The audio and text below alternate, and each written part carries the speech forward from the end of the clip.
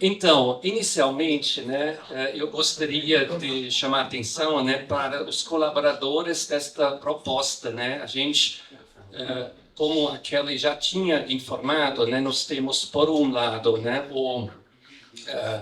o levantamento, né, o diagnóstico participativo, né, que muitos de vocês participaram, e nós fizemos paralelamente, né, uma análise, uma documentação, né, sobre as condições socioeconômicas, ambientais dessa região toda. E participaram deste trabalho, né, já foram apresentados agora, né, o Diego, né, que já saiu agora do seu lugar, então você já o conhece, né? A Marina e a Nádia, né? Que estavam, a Nádia, como já foi dito, né? Ela foi coordenadora local, agora entrou num outro projeto, né? Comigo, né? Da FAPESP, né? Então por isso a gente convidou a Iná para entrar na equipe, né? Bem, muito bem. Então, os dados, né, que nós levantamos foram muitos, né, muitos dados, muitas informações em diferentes... agora que tenho que... Não. Sim? Ah, tá. Então, esse é um pouco o sumário do nosso relatório. É um relatório extenso, chega a perto de 200 páginas, né? Então, onde a gente abordou, evidentemente, situações específicas dos municípios, mas também aspectos que afetam a região como um todo, né? Focando em questões relacionadas às características socioeconômicas, a questão do planejamento urbano, regional, né? Diversos problemas relacionados às questões ambientais, saneamento básico, recursos hídricos, etc. Né? A gente vai apresentar alguma parte, alguns dados e informações, algumas interpretações que nós achamos relevantes para trazer hoje para vocês. Aqui só levantamos algumas dessas fontes que utilizamos, então foram fontes, evidentemente, de nível nacional, estadual, municipal e outras agências específicas que nos trouxeram um conjunto de informações que tentamos reunir nesta documento, né? Bem, alguns apontamentos iniciais, né? Inicialmente, qual foi o objetivo fundamental, né? De gerar uma visão mais integrada do território, né? Essas diferentes dimensões que deveriam ser levadas em considerações. Temos, evidentemente, muitos relatórios, né? Por exemplo, o diagnóstico, né, da situação do próprio Comitê de Bacia Hidrográfica, que foi uma das nossas fontes fundamentais.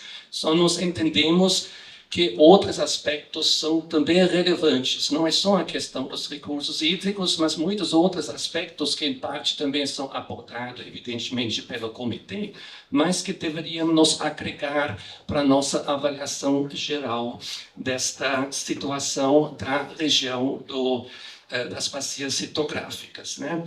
Importante que temos algumas tendências comuns aos municípios e outras que são específicos, né? Temos diferenças também entre esses municípios e a gente, às vezes, tentamos, inclusive, apresentar um olhar mais comparativa entre esses municípios, né? 3 aspectos que são fundamentais para a nossa avaliação, né? Evidentemente, a questão da água, dos recursos hídricos, a questão da sustentabilidade de forma geral e a própria educação ambiental. No final das contas, nosso objetivo é, inclusive, um plano de educação ambiental. Um outro aspecto que acho que é muito importante, estamos vivenciando esse calor aqui dentro, né? As mudanças climáticas vêm acontecendo, né? E não, evidentemente, nós temos que nos preparar para situações onde esses eventos mais extremos, secas prolongadas, inundações vão se tornar mais não sei se é normal, mas de qualquer forma vai acontecer, já que em nível global, nacional, a gente tem limitações, a gente percebe que não estamos conseguindo, né, encontrar as soluções adequadas para, de alguma forma, frear adequadamente esse processo. Aqui, inicialmente, alguns dados que talvez não todos, para nós também foram um pouco surpreendentes, né? Em relação, inicialmente, do desenvolvimento demográfico, né, dos 3 municípios. A gente percebe, a gente destacou aqui dados referentes ao campus, né, que teve um crescimento muito forte entre os anos 70 e 2000, né? Então, um crescimento de 140%, mais ou menos, nessa fase. E a partir de 2010, que também é interessante, né? Tem alguns questionamentos, talvez, dos próprios levantamentos pelo IBGE, mas, de alguma forma, uma redução, inclusive, da população de campos, né? Enquanto nos outros 2 municípios nós temos um crescimento muito mais gradual, né? Então, com evidentemente um crescimento, mas não tão grande, né? Eu acho que é um ponto bastante interessante, porque um crescimento muito forte sempre traz também problemas, né, que são mais difíceis de serem trabalhados, né, pelas próprias prefeituras, pelos municípios, né? Então, esse maior crescimento, né, e a urbanização mais acelerada também acarretou, de alguma forma, problemas, efeitos colaterais, né, que a gente percebe quando a gente compara os 3 municípios, né? Por exemplo, a questão da habitação, né? A gente também ficou surpreso um pouco com esse resultado, mas nós temos em Campos, né, 19% da população vive em favelas, né? Enquanto não temos uma situação semelhante em Santo Antônio ou São Bento, né? Então, problemas de lidar com, de alguma forma, aumento significativo da população, a dificuldade de disponibilizar uma infraestrutura adequada, né? O que conhecemos de todas as cidades que cresceram muito rapidamente, né? De forma muito acelerada, né? Outro problema, a gente também abordou questões como, por exemplo, a violência, né? A gente fez consultamos vários bancos de dados, várias informações. A gente percebe também que Campos é aquele município com maiores números absolutos, né? Dentro dos indicadores de violência, né? Tanto em relação a homicídios, mortes violentos, etc., né? Então, de algum modo, quando a gente pensa sempre o crescimento, né, é algo positivo, mas, evidentemente, tem pontos positivos, ao mesmo tempo traz problemas também com os quais não é tão fácil de lidar adequadamente. Trabalho e renda, né? Se nós olhamos, por exemplo, o salário médio mensal dos trabalhadores formais, a gente percebe Campos 1,9 salários mínimo, Santo Antônio 1,8 e São Bento 2,4 salários mínimos, né? E isso num contexto onde, eu acredito, o custo de vida em Campos é maior em função do próprio desenvolvimento que a gente percebe naquela cidade, né? E também olhando, evidentemente, o crescimento do PIB, né, em Campos foi muito mais significativo nesse tempo. Ao mesmo tempo, se nós olhamos o PIB por capita, né, a gente percebe também que é mais baixo, né, 27 mil, Santo Antônio mais baixo ainda, 21 mil, em 2021, em São Bento, 37 mil. Né? A gente ficou até um pouco surpreso com isso, mas, de alguma forma, muitas vezes um crescimento mais acelerado implica também maiores desigualdades nessas cidades.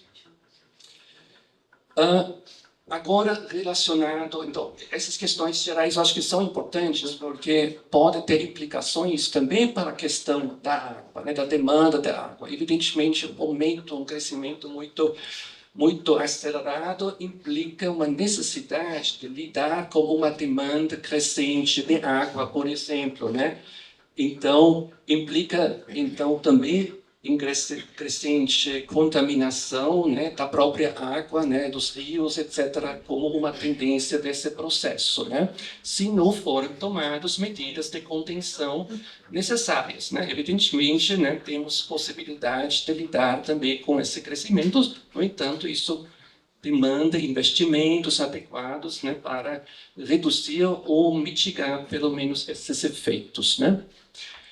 E como já disse, né, com o aquecimento global, né, esses problemas tendem a se agravar futuramente, né? Então nós vamos nos confrontar com uma situação em que nós temos que agir de forma mais intensa, né, para de alguma forma garantir também o futuro do abastecimento da água, da qualidade da água em nossa região.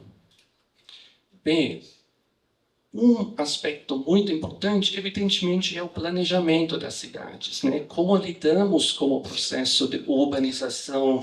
Temos uma urbanização de forma ordenada ou os processos ocorrem sem um controle razoável desse processo, né? E um aspecto importante é o planejamento da cidade. Então, nós temos, né, em todos os municípios, evidentemente, existem instrumentos de planejamento, no entanto, identificamos alguns problemas, tanto na operacionalização disso, como também na atualização desse planejamento, né? Então, em Campos, por exemplo, o primeiro plano diretor de 62 foi revisto pela última vez em 2003. Então, tem uma certa desfasagem, né? Como vamos planejar adequadamente uma cidade que tem uma dinâmica bastante intensa. São Bento, de 2016, o plano diretor tem um processo agora de revisão que está embargado, né, tem alguns problemas, né, que a cidade está enfrentando nessa questão. E Santo Antônio não tem um plano diretor, tem outros instrumentos, tem evidentemente a lei de uso e ocupação de solo, código de postura, código de obras, né? Mas de alguma forma uma necessidade, de alguma forma, ter um plano diretor que direciona, né, o desenvolvimento da cidade, né? De forma geral, podemos dizer que os planos existentes não são atualizados regularmente como deveriam, né? Para que possam ser adaptados a essas mudanças que vêm ocorrendo, as mudanças socioeconômicas, as mudanças ambientais, né, que deveriam ser consideradas nos planejamentos dos municípios, né? E, evidentemente, a questão da implementação desses planos é um outro desafio, que muitas vezes depende também de decisões que estão sendo tomadas no dia a dia da gestão da cidade, né? E aí entram, evidentemente, interesses políticos, né, que podem impactar nesse processo. Não aprofundamos isso fugiu certamente das nossas possibilidades neste levantamento documental. Bem, eu passo agora para o Diego para dar continuidade. Está aqui. Então, ele se embasou principalmente num estudo feito pelo Instituto Florestal, distinto Instituto Florestal, atual IPA, né, Instituto de Pesquisas Ambientais do Estado de São Paulo, de 2010, que fez um levantamento baseado em imagens, que são ortofotos, fotos aéreas, de 2003. Então, o recorte espacial dessa análise é 2003. Então, já tem um tempo, está bem longe, né? E muita coisa se transformou no uso e ocupação do solo de lá para cá.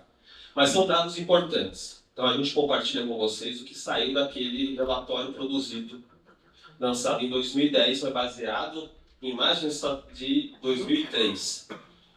Esse estudo trouxe Campos do Jordão como um dos 3 municípios que tem maior cobertura de vegetação. Esse é um fato consumado até hoje, porque hoje a gente tem dados mais atuais, a gente tem o inventário florestal do estado de São Paulo, que traz todas as fitofisionomias, os tipos de vegetação para o nosso território atualizado em 2020, com imagens de 2019. Campos do Jordão é que tem maior índice de cobertura vegetal, 73% do seu município, à frente de Santo Antônio e de São Bento, né?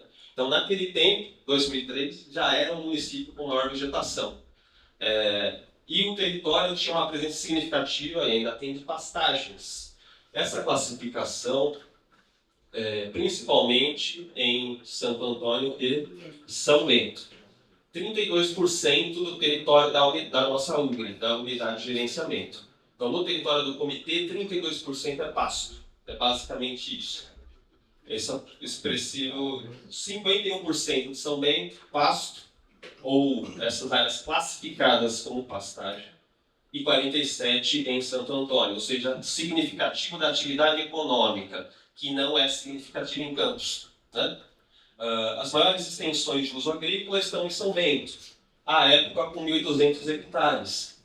Campos do Jordão, claramente com maior área urbana. Não é a área urbana do plano diretor, é a área urbana de construção, ocupada, classificada. Aqui é a área central do município, principalmente. E a maior parte dos campos naturais, que é uma fitofisionomia importantíssima da nossa vegetação nativa, ela está, na maior parte, com perturbações antrópicas. Então ela já não é mais bem conservada. A área que seria classificada como sem perturbação antrópica equivaleria aí, na época, a 1% só do território todo da UGRE. E 3,6% o campo natural com influência, com condomínio, com pasto, de tudo que vocês conhecem, né? As áreas de reflorestamento são bem importantes. Esse é um conceito que às vezes gera confusão. Não é reflorestamento, restauração florestal, é silvicultura, é produção econômica. Pinos, eucalipto, basicamente eucalipto aqui, né? Mas em Campos do Jordão, e São Bento também, bastante, pinos, né? Largamente plantados ao longo do século XX. Temos talhões de pinos ainda remanescentes, uma espécie invasora e exótica e invasora. 6% do território. E aí a gente teve um estudo um pouco mais recente, que foi o Plano de Manejo da APA, da Serra da Mantiqueira, a APA Federal, que fez um comparativo de imagens de satélite e uso do solo entre 91 e 2016. Só que não é para todo o nosso território. Nosso território não é todo APA Federal. São Bento é todinho APA Federal, a Serra da Mantiqueira. Santo Antônio é só 10%. Campos do Jordão acho que é 30%, um pouquinho menos. Agora não me lembro. Talvez até aqui. Ou seja, não dá para a gente fazer um comparativo com esse, com imagens recentes. Mas ele traz algumas conclusões. De 91 a 2016, a gente teve uma perda de vegetação nativa em Santo Antônio e São Bento. São Bento perdeu 500 hectares de mata nativa nesse período. Depois, se vocês quiserem entender o que representa 500 hectares, olhem nos mapas. O Parque Estadual Mananciais de Campos do Jordão, em Campos do Jordão, ele tem 500 hectares. Peguem aquele quadradinho no mapa, joguem em cima de São Bento, vocês vão ter uma noção do que foi perdido de vegetação nativa. E Santo Antônio teve um índice também de perda de áreas de mata com instalação de áreas antrópicas. É um dos poucos municípios que nesse período inteiro da APA inteira teve ganho de áreas antropizadas, né? Enquanto muitos outros tiveram perdas de áreas antropizadas. Por exemplo, áreas agrícolas abandonadas, muito comum. Parte dessas áreas se tornaram reflorestamento, mas partes tiveram a vegetação pioneira recuperando. Então esse é um dado interessante também para o território. Sim, qual período desde de 91 a 2016. Sobre saneamento básico, né? Esse provavelmente é um dos temas mais importantes do diagnóstico, também um dos mais complexos, né? Então não foi fácil esse diagnóstico, ele é muito em função do... Deixa eu ver se aqui tem aquela canetinha aqui. Aí sim. Do SNIS, é o Sistema Nacional de Informações de Saneamento, que atualmente chama SINISA, faltou o izinho aqui, né? Que traz dados de todos os municípios que apresentam esses dados, disponibilizam os dados para o sistema e para as concessionárias. Então, é o território brasileiro com dados compilados. A gente usou a referência 2022, que é a que tem, a mais atual. Ela tem problemas, por conta que para gerar esses dados, os índices usam como base o censo 2022, que não trouxe a população urbana para o município. Isso comprometeu vários indicadores, tá? Então pode ser que gere alguns conflitos. A gente procurou basear muito os dados que a gente achou aqui com o relatório de situação, para fazer comparativos, beleza? Bom, os 3 municípios têm plano municipal de saneamento. Esses planos, alguns já têm até revisão, né? Incorpora abastecimento, esgotamento sanitário, resíduos sólidos e águas pluviais. Então, esses planos existem, os municípios têm esses planos. O índice de atendimento de água é apenas de 65% para o nosso território da Unidade de Gerenciamento de Recursos. A gente está classificado como bom, mas essa média da taxa no estado é de 99%, é regular, desculpa, né? Eu li errado. Nenhum dos 3 municípios é classificado como bom. Então é regular. Bom seria acima de 90%. O que significa? Significa que 65% da população tem água encanada. Santo Antônio do Pinhal é o município que apresenta a maior taxa de perdas na distribuição dos 3. Essa taxa não é absurda do ponto de vista macro. Se a gente pensar perdas, Brasil é 40%, Estado de São Paulo é 30%.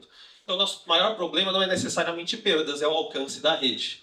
Campos do Jordão é o município com maior consumo per capita, muito acima dos outros, em termos de consumo de água, assim como também é o que apresenta a maior tarifa de água, né, de consumo. O destaque negativo é Santo Antônio do Pinhal, porque ele está abaixo de 50% de atendimento, então ele é classificado como ruim, né, pelo índice. E a gente tem diferenças, né, porque os bairros rurais não estão aí sendo atendidos, né. A gente vai falar muito da questão dos o que está fora da rede, da zona rural, né. O próprio relatório de situação faz essa reflexão, como essa rede precisa ser ampliada, mas a gente precisa ter sistemas isolados que tenham tratamento de água, entrega de água coletiva, assim como o esgoto, né? São esses sistemas coletivos, sistemas isolados, enfim, para as áreas que hoje não estão atendidas. E o relatório ele faz uma recomendação, né, da revisão dos planos de investimento no sistema de abastecimento de água nas áreas urbanas de Campos, apesar de Campos ser o que tem o melhor atendimento, ele ainda está muito aquém, lembrando que é só área urbana, né? E Santo Antônio do Pinhal e São Bento tem um passivo muito grande nas áreas rurais. Então existe essa constatação. Sobre esgoto, né? A gente tem a ausência do esgotamento sanitário doméstico no meio rural e a deficiência no meio urbano.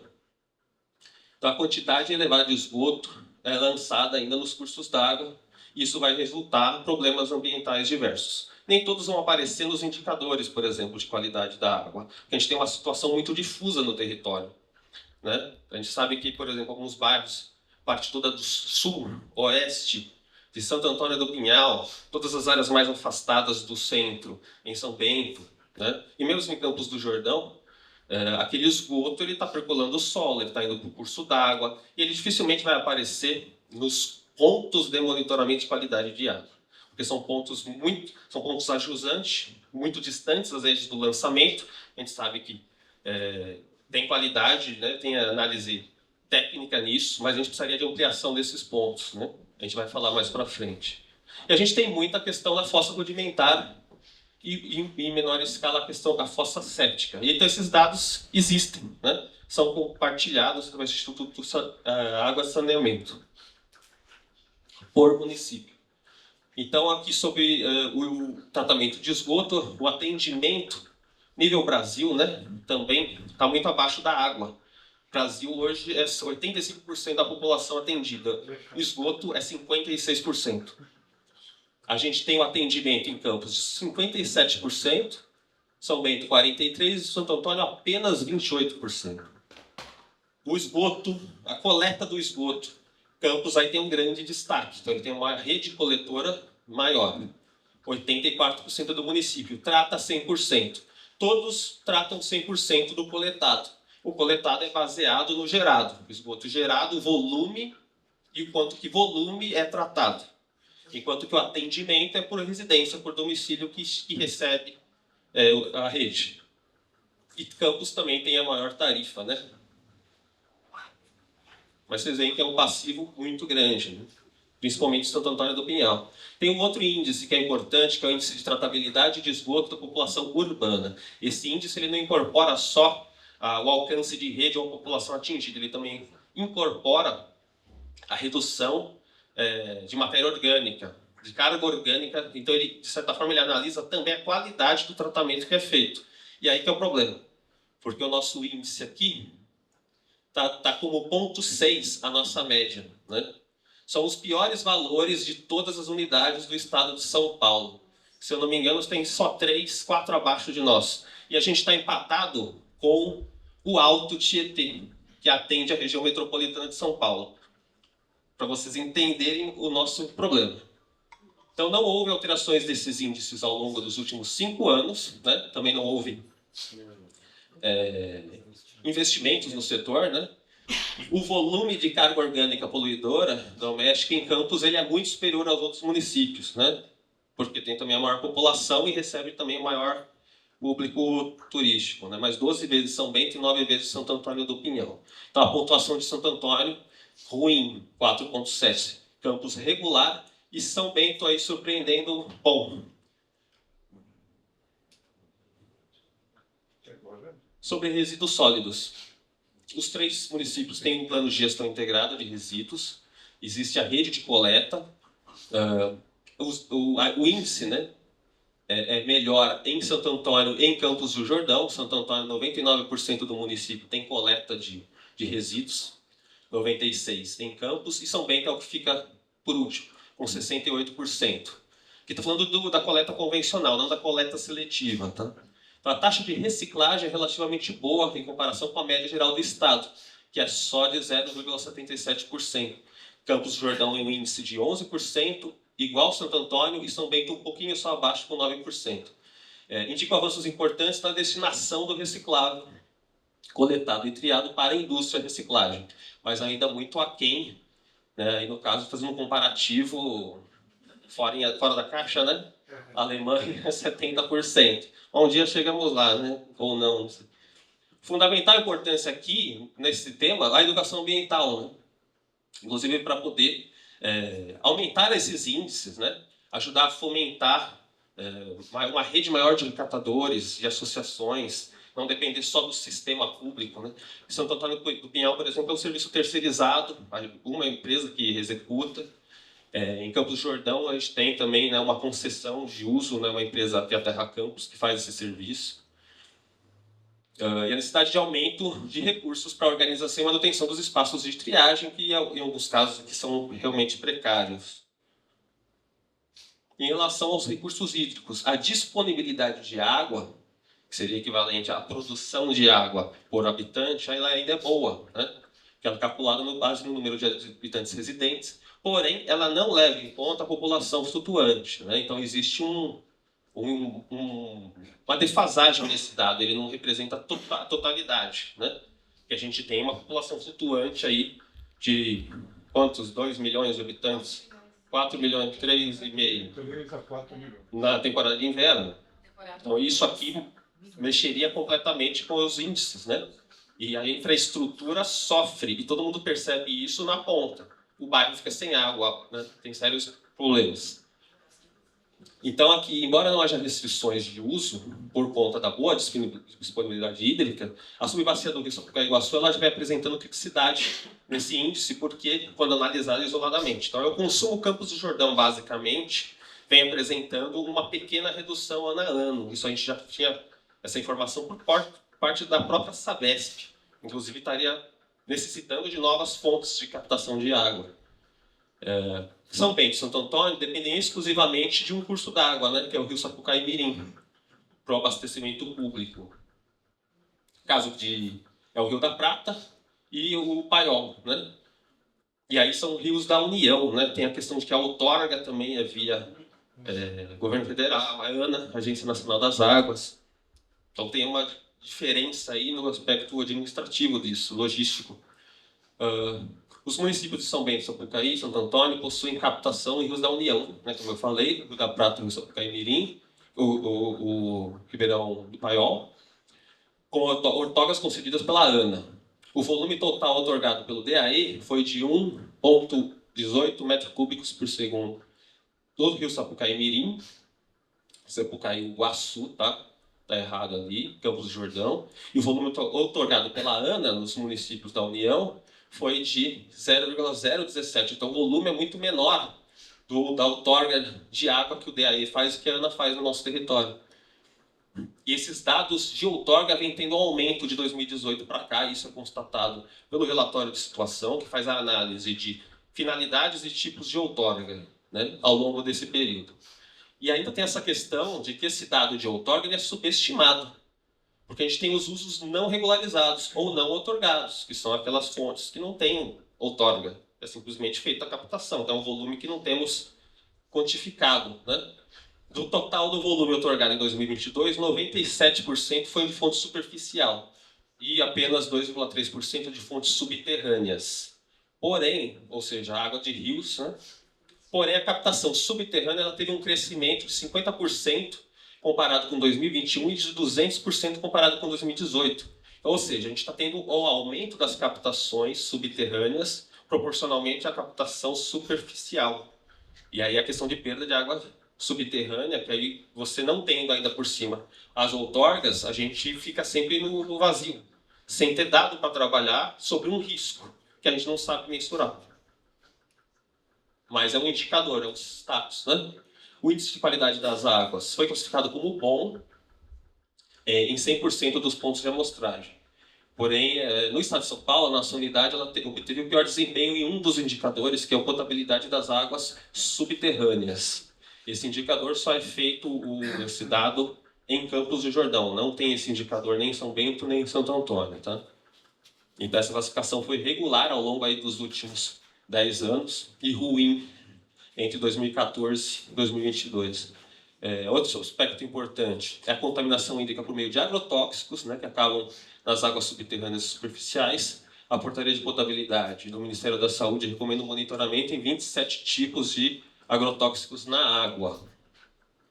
E em 2020 foram realizados 2 testes em São Bento, 4 em Santo Antônio, todos com resultado maior que o valor máximo permitido pela portaria. Em Campos do Jordão, os 5 testes realizados mostraram para todos os agrotóxicos maior incidência do que o limite de detecção. 26 tipos de agrotóxicos estiveram acima do valor máximo permitido.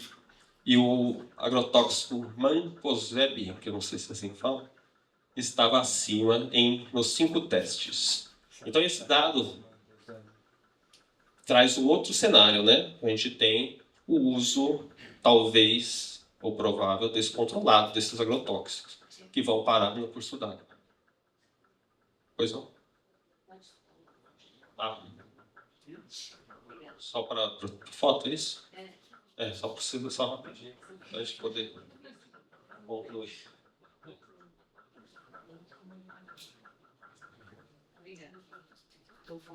Bom, e aí a gente tem um cenário que ele vai exigir investimento, vai exigir transformações, mudanças, olhar do poder público, até para atendimento, né, dos Objetivos de Desenvolvimento Sustentável, aqui no caso 6, né, assegurar a disponibilidade e gestão sustentável das águas e saneamento para todos. A gente vai precisar pensar muito em soluções adaptadas e descentralizadas para poder chegar água de qualidade e tratamento de esgoto nas áreas rurais, né? E a questão da proteção dos ecossistemas, né? Que são os nossos protetores do recurso hídrico, né? Encerrando aqui, a gente tem um capítulo que eu acho que é bem importante, mas talvez não vai mais dar tempo de falar muito, que é a questão da biodiversidade, as áreas conservadas, perdas de vegetação, infrações ambientais. A gente trabalha aqui, como eu falei com vocês, com um dado produzido pelo Instituto Florestal, aqui não está o ano, que é o Inventário Florestal do Estado de São Paulo 2022. Ele é o dado de vegetação mais atual e melhor tecnicamente falando, que mais representa a nossa realidade. Ele divide a nossa vegetação pelos tipos de vegetação, que são as fitofisionomias. Então, a nossa floresta ombrófila mista, que é a mata de araucária, né, ela ocupa 66% da área de vegetação nativa, 37% do território. Então, aqui a gente faz um comparativo com aqueles dados de uso do solo de 2003, a gente vê que converge muita coisa.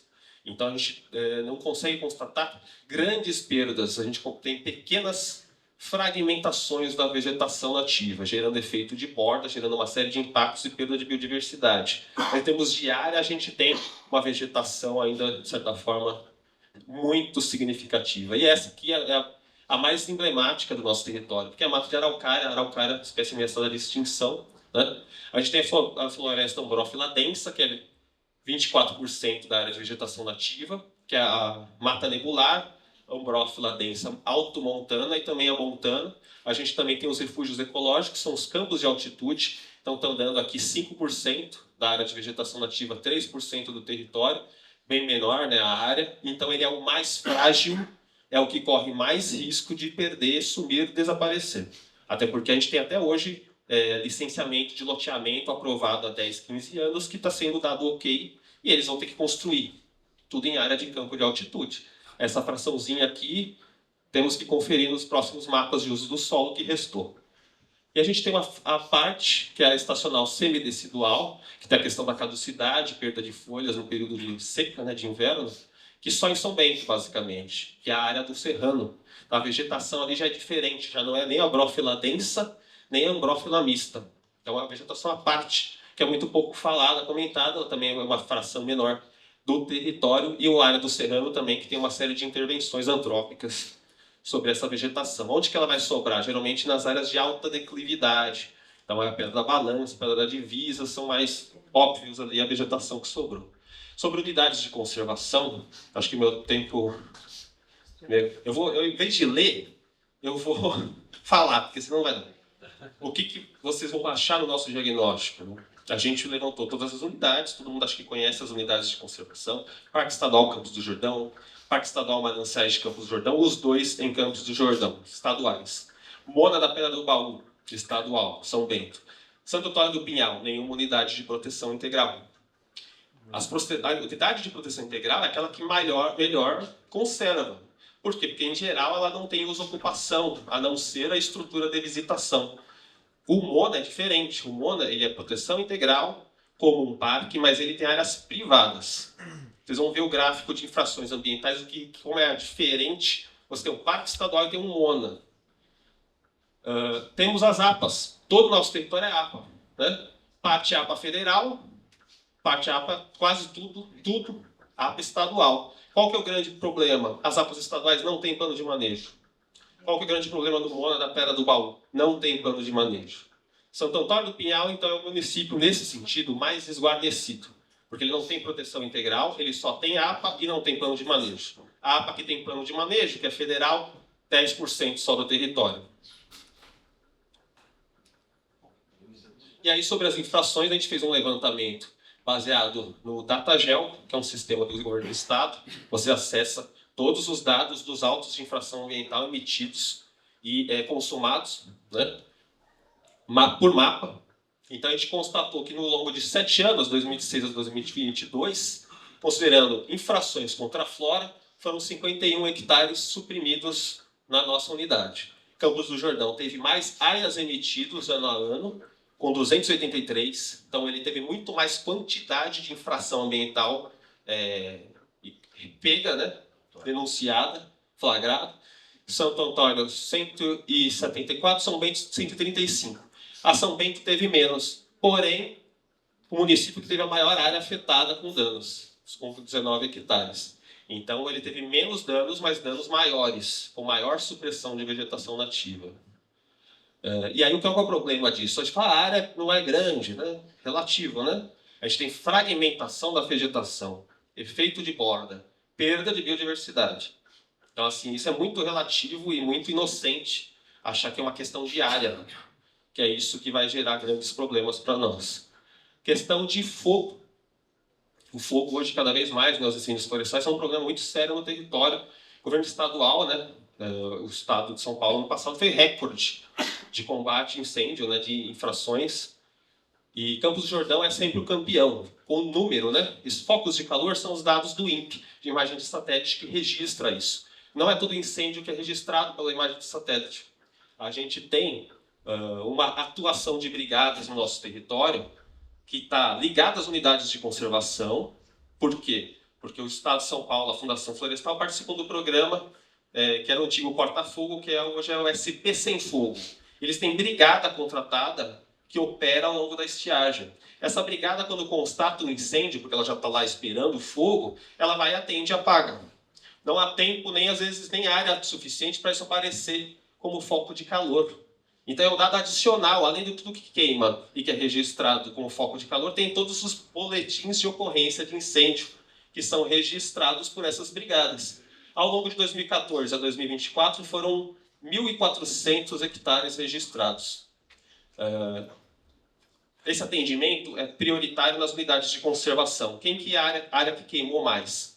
Zona de amortecimento do Parque Campos do Jordão, do Parque Mananciais e o baú, a monumento. A área interna do monumento queimou muito. Queima muito, né? Então essa área queimada dá 3 parques mananciais. De novo, olha lá no mapinha o tamanho do Parque Mananciais. 3 parques de mananciais queimaram nesse período aqui, 2014 a 2024.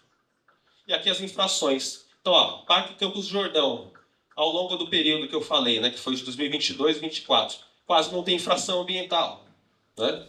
Por quê? Porque é uma área de domínio público, administrada, não tem residência, não tem serviços, não tem intervenção, basicamente. Parque Mananciais igual. Moa Pedra do Baú, olha a quantidade de infrações, áreas privadas.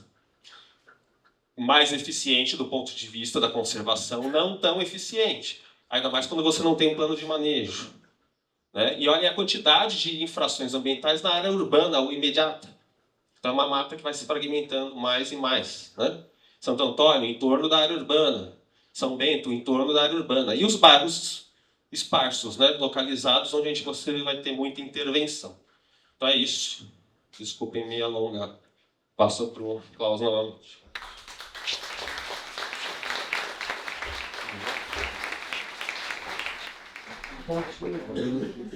Bem, muito rapidamente, terminando um pouco a nossa apresentação. Daqui a pouco vai ter um café ofertado, mas agora vamos ainda rapidinho abordar alguns aspectos importantes. Governança, capacidade institucional, né?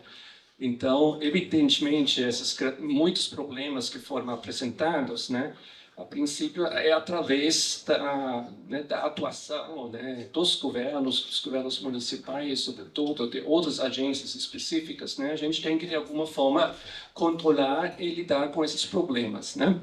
Então, inicialmente, olhamos, né, como a gestão dos municípios está organizado. Então, nós temos em Campos e em Santo Antônio, temos secretarias municipais do meio ambiente.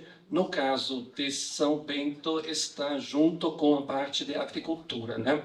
Continua também agora com os novos governos que estão assumindo, né? Assumiram, né?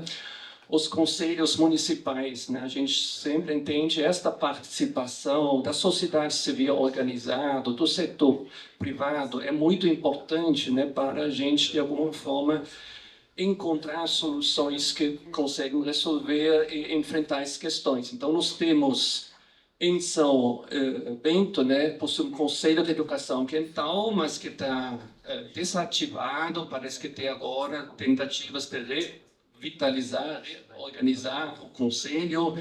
Os Conselhos Municipais de Turismo têm um papel importante numa região turística, né, existindo somente em Campos e São Bento, né. Em Santo Antônio e São Bernardo tem organizações, né, que representam os produtores locais. Evidentemente, isso são levantamentos sobre a existência dessas instituições, organizações, né, mas não temos assim informações, por enquanto, sobre a efetividade dessa atuação, né, e, por exemplo, como eles de fato estão envolvidos também na atuação dos conselhos, né, trazendo suas demandas para as instituições participativas, né? Então, faltam evidências aí sobre a efetividade dessa atuação. Um aspecto fundamental, entendemos, que é a gestão da informação, a gestão dos dados por parte dos municípios, né? Também do CDH, evidentemente, a gente tem, acho que, uma situação bastante favorável, né? Ter o relatório de situação, ter muitas informações disponibilizadas, olhando mais para os municípios, né? Isso é um problema que não é próprio e único, né, dos nossos municípios aqui, né? O poder público, de forma geral, tem uma dificuldade, né, em disponibilizar informação, em documentar o que está sendo feito, né, é um problema muito recorrente nos municípios. Né? Muitas vezes os governos que vão assumindo depois não têm informações do que o governo anterior fez, né? Às vezes até leva os dados, né? Então, de alguma forma, isso é uma fraqueza importante. Né? Então, os governos têm que se preocupar justamente em melhorar a disponibilização de dados, informações e em disponibilizar transparência à atuação, né? Colocamos aqui um destaque negativo, né? O caso de Campos do Jordão em relação à disponibilização de informações sobre os conselhos. Não encontramos nada a respeito disso no site de Campos, né? Nem sobre a existência, sobre sua atuação, sobre agendas ou atas referentes aos conselhos, né? Encontramos informações na associação comercial sobre a existência delas. Né? Então, isso é uma questão, evidentemente, como o cidadão vai participar, pode se interessar para se envolver, se não encontra nenhuma informação a respeito disso, né? Então, nós olhando sobre todo o site, né, tem uma obrigatoriedade, inclusive, dos municípios, né, de ser transparente, ter a lei de acesso à informação. Então, hoje uma necessidade, né, uma obrigatoriedade dos governos locais de trabalhar essa questão da informação, né, e tem que ter investimentos nisso, né. Então, muitas vezes é também um problema da fragilidade da capacidade institucional, ou seja, precisa de recursos, né, pessoas para cuidar desses aspectos, né, dentro das prefeituras, né. Houve melhorias, eu acho que mais recentemente a gente está acompanhando esse processo, né, mas é uma limitação para uma efetiva participação também da cidadania, dos cidadãos, né, para se envolver nas decisões, né, e colaborando, né, como prefeitura, né, porque não é só uma questão, por um lado, evidentemente, é controle, né, os governos têm uma necessidade de prestar contas, né, dos eleitores, né, dos seus cidadãos, né, ao mesmo tempo, né, é uma ajuda, pode ser uma ajuda, né, se a gente de fato envolve os cidadãos nesse processo, né, para colaborar com a prefeitura. E, educação ambiental. Evidentemente, também aí temos uma certa dificuldade de conseguir as informações. Nós temos, né, em Campos, é o único município com uma estrutura administrativa própria de educação ambiental, tem um núcleo de educação ambiental com 2 profissionais, né, que já não existe nos outros 2 municípios, né. São Bernardo, às vezes confunde o trabalho lá, né? Então, São Bento aprovou uma lei em 2019, né, que dispõe sobre a instrução da política municipal de educação ambiental, sobre o próprio conselho, né, sobre o financiamento, mas não tem efetividade, ou pelo menos é bem aquém do que se promete na lei ou que está sendo feito atualmente, né? Predominam iniciativas isoladas por parte das prefeituras, não significa que não se faz iniciativas, atividades relacionadas à educação ambiental, acontece primordialmente, quase exclusivamente em relação à educação formal, investe muito pouco na educação informal, que eu acho que é um aspecto que deveria ser mais fortalecido. E não há evidência que temas relacionados, por exemplo, à justiça climática, à justiça ambiental, seja mais trabalhado a respeito disso, né? Porque isso vamos cada vez mais enfrentar que os problemas ambientais levam também a situações de injustiça. Temos pessoas que são e comunidades mais vulneráveis às mudanças climáticas e todos esses problemas daqui para frente. Eu sei que eu estou terminando agora, desculpe meu tempo, né? Então, algumas considerações finais. Esperamos que esse relatório, né, não seja algo para a gaveta, né, que a gente trabalha com esse instrumento, que as prefeituras, que o CBH trabalha com esse instrumento, né? A gente espera que ele vai ser atualizado periodicamente, né? Também para que os munícipes, né, podem tomar conhecimento das condições da região, dos seus próprios municípios, né, e nesse sentido também ter maiores condições para se envolver na gestão local.